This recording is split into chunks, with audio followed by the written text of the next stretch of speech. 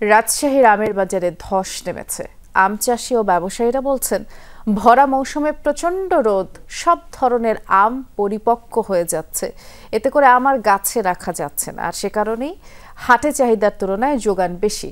আর এই সুযোগে পাইকারি ব্যবসায়ীরা মন প্রতি অতিরিক্ত 8 কেজি বেশি নিচ্ছেন। এতে বাগান মালিকরা আর্থিকভাবে ক্ষতিগ্রস্ত হচ্ছে।